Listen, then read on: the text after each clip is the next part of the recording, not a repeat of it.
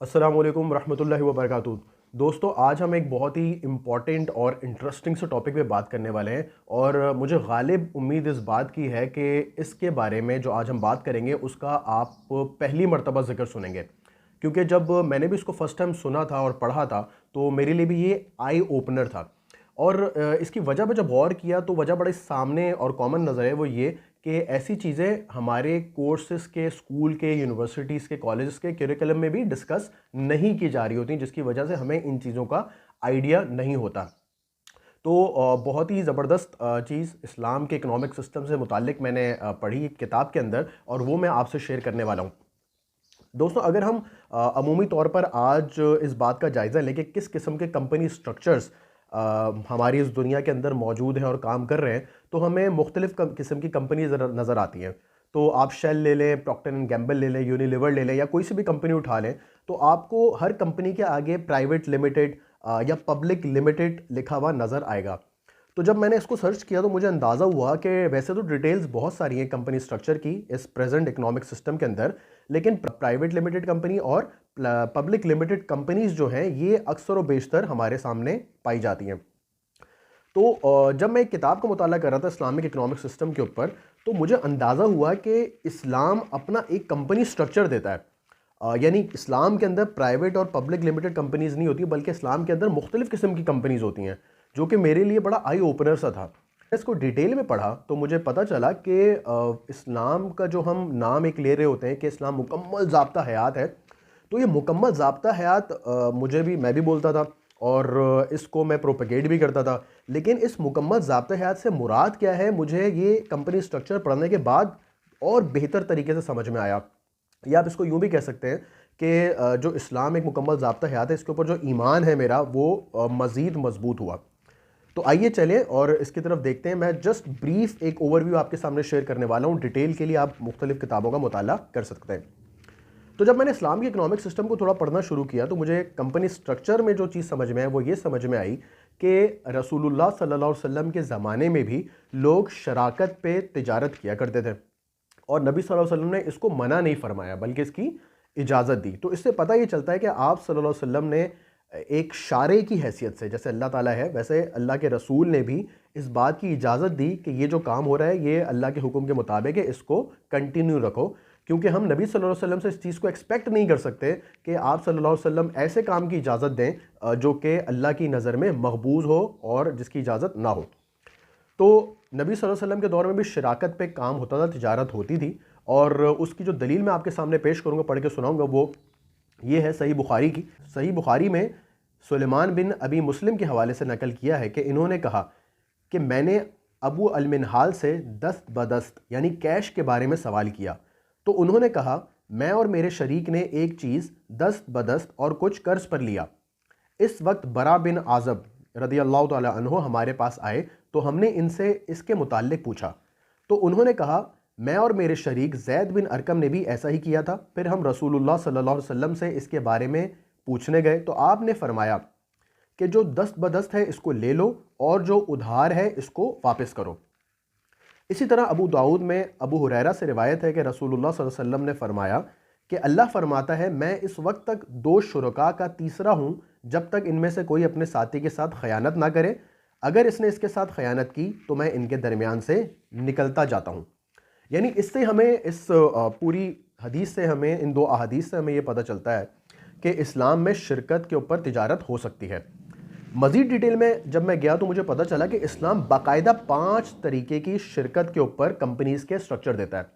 تو پہلا جو کمپنی سٹرکچر ہے اسلام کے اندر وہ کہلاتا ہے العنان۔ العنان سے مراد یہ ہوتی ہے کہ دو لوگ اپنے اپنے مال کے ساتھ، جو ان کا اپنا اپنا ذاتی مال ہے، ان کے ساتھ وہ شریک ہوں اور ایک کمپنی فارم کر کے کاروبار کریں، اور اس پہ ڈیسائیڈ کر لیں کہ منافع کس بیسس پہ ان دونوں کے درمیان ڈیوائیڈ ہوگا، 50-50، 60-40، 30-70 اور 40-60، کچھ بھی وہ آپس میں طے کر سکتے ہیں۔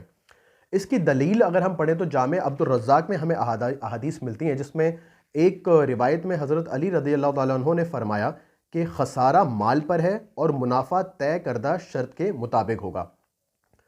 اسی طرح اگر ہم دوسرے کمپنی سٹرکچر پہ اسلام کے چلیں تو وہ کہلاتا ہے الابدان۔ الابدان سے مراد ہوتی ہے جو بدن کی جمع ہے کہ دو لوگ آپس میں ملتے ہیں لیکن اپنا مال نہیں لگاتے بلکہ وہ اپنی سروسز پرووائڈ کرنے کے لیے ملتے ہیں اور یہ ڈیسائیڈ کرتے ہیں کہ جو بھی وہ سروسز دیں گے اس کے اوپر جو بھی منافع ہوگا وہ ایک خاص پرسنٹیج سے ان کے درمیان شیئر ہوگا۔ اس کی اگر ہم دلیل دیکھنا چاہیں تو اسلام میں اس کی دلیل کو اس طرح سے ملتی ہے کہ ابو داؤد نے اپنے اسناد سے ابو عبیدہ سے اور انہوں نے اپنے باپ عبداللہ بن مسعود سے روایت کیا ہے کہ میں عمار بن یاسر اور سعد بن ابی وقاص رضی اللہ تعالی عنہم اجمعین نے بدر میں جو کچھ حاصل ہوگا اس میں شرکت کا فیصلہ کیا، یعنی جنگ بدر کی بات ہو رہی ہے۔ چنانچہ سعد 2 قیدی پکڑ کے لایا جبکہ میں اور عمار نے کچھ بھی نہیں لائے۔ رسول اللہ صلی اللہ علیہ وسلم نے ان کو ایسا کرنے سے نہیں روکا، اور احمد بن حنبل نے بیان کیا ہے کہ رسول اللہ صلی اللہ علیہ وسلم نے ان کے درمیان شراکت کروائی۔ تو یہ بھی ڈسکشن، یہ حدیث ہمیں بتاتی ہے کہ دو لوگ اپنی سروسز کے لیے آپس میں ملے اور منافع انہوں نے آپس میں طے کر لیا کہ کس بیسس پہ ڈیوائیڈ کریں گے۔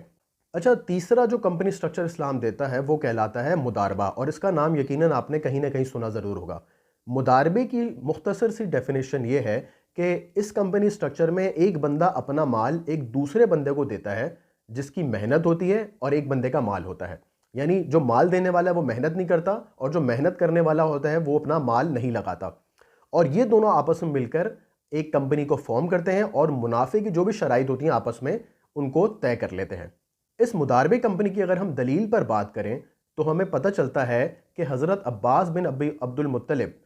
یہ اپنا مال مداربے پہ لوگوں کو تجارت کے لیے دیا کرتے تھے، اور رسول اللہ صلی اللہ علیہ وسلم نے اس کو پسند فرمایا تھا، یعنی اس کمپنی سٹرکچر کی بھی اجازت ہمیں سنت سے ملتی ہے۔ چوتھا کمپنی سٹرکچر کہلاتا ہے الوجوہ۔ الوجوہ کے معنی یہ ہوتے ہیں کہ ایک بندہ اپنا مال 2 یا 2 سے زائد لوگوں کو تجارت کے لیے دے، تو ایسا کمپنی سٹرکچر کہلاتا ہے اسلام کے اندر الوجوہ۔ آخری کمپنی سٹرکچر جو اسلام میں کہلاتا ہے وہ کہلاتا ہے المفاوضہ۔ المفاوضہ کی ڈیٹیل کچھ اس طرح سے ہے کہ اس میں جو بقایا 4 بلکہ جو پہلے ہم نے 4 اس کمپنی سٹرکچر پڑھے تھے، تو جب یہ چاروں ایک طریقے سے جمع ہو جاتے ہیں تو یہ کمپنی سٹرکچر المفاوضہ بن جاتا ہے۔ اس کی ڈیٹیل کیا ہے اس کو آئیے سمجھنے کی کوشش کرتے ہیں۔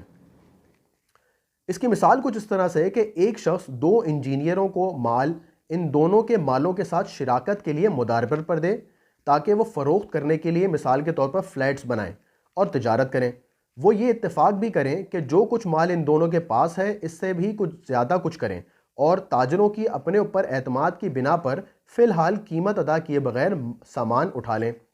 پس انجینئروں کا اپنے بدن کے ساتھ اپنے ہنر کے اعتبار سے شراکت الابدان ہے۔ دونوں کا اپنا مال ایک ساتھ دے کر اس میں کام کرنا یہ العنان کمپنی ہے، جبکہ دونوں کا کسی اور سے مداربے کے طور پر مال لینا یہ شرکت المداربہ ہے۔ ان دونوں کا اس سامان میں شراکت کرنا جو انہوں نے تاجروں کے ان پر بھروسے کی بنیاد پر خریدا ہو یہ شرکت الوجوہ ہو گئی۔ چنانچہ اس کمپنی میں اسلام کی تمام بقایا کمپنی یکجا ہو گئیں، اور کیونکہ ہر قسم کی کمپنی انفرادی طور پر درست ہے تو ان کا آپس میں مل کر ایک کمپنی بنانا یہ بھی درست ہوگا۔ تو دوستو، اس ویڈیو کے اندر ہم نے بہت ہی مختصراً اس بات کو سمجھنے کی کوشش کی کہ اسلام اپنا ایک کمپنی سٹرکچر دیتا ہے۔ اب ذرا سوچیں، اگر اسلام کا اپنا ایک کمپنی سٹرکچر ہے تو باقی اکنامکس کے مسائل کو حل کرنے کے لیے اور اکنامک سسٹم کو چلانے کے لیے اسلام کتنی ڈیٹیل دیتا ہوگا، جس کے اوپر انشاءاللہ نیکسٹ ویڈیو میں ہم پھر مختصراً بات رکھیں گے۔ امید ہے یہ چیز آپ کو سمجھ میں آئی ہوگی۔ السلام علیکم ورحمۃ اللہ وبرکاتہ۔